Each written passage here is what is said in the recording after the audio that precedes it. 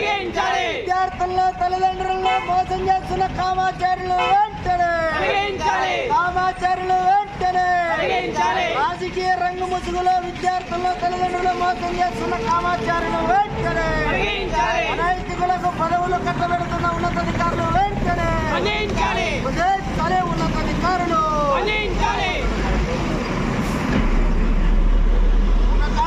మరో కామాంధుడికి పదవి కట్టబెట్టడా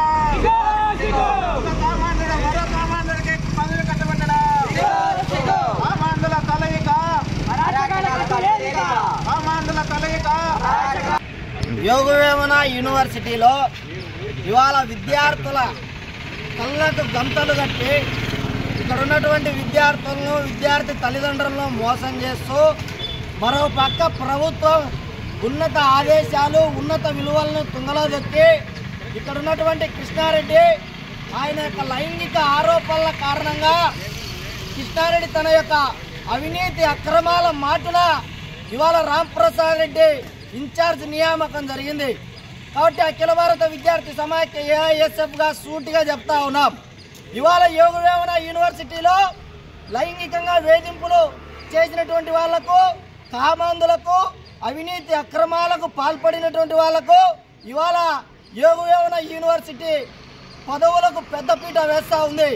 కాబట్టి సూటిగా చెప్తా ఉన్నాం, ఏదైతే అవినీతి అక్రమాలకు, లైంగిక వేధింపులకు విద్యార్థినుల పట్ల లేకపోతే నాన్ టీచింగ్ స్టాఫ్ పట్ల ఇలాంటి అనైతిక కార్యకలాపాలకు ఎవరైతే వివరించారో అలాంటి వారిపైన చర్యలు తీసుకోవాలి.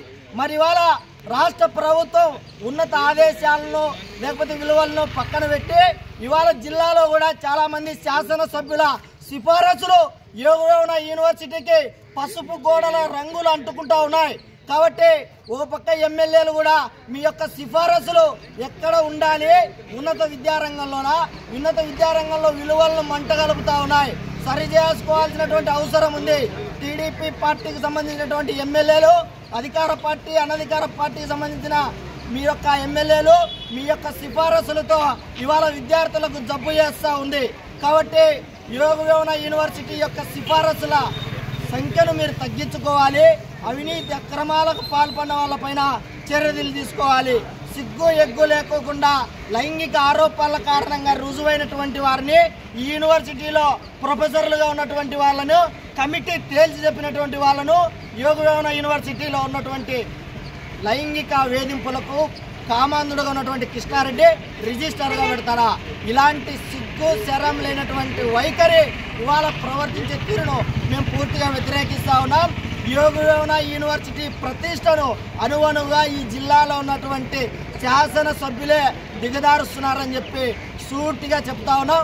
కాబట్టి ప్రభుత్వం వెంటనే దీనిపైన స్పందించి చర్యలు తీసుకోకపోతే విద్యార్థి ఉద్యమం ద్వారా పెద్ద ఎత్తున మీ ప్రభుత్వానికి హెచ్చరికలు జారీ అవుతాయని చెప్పి ఈ సందర్భంగా తెలియజేస్తా ఉన్నాం.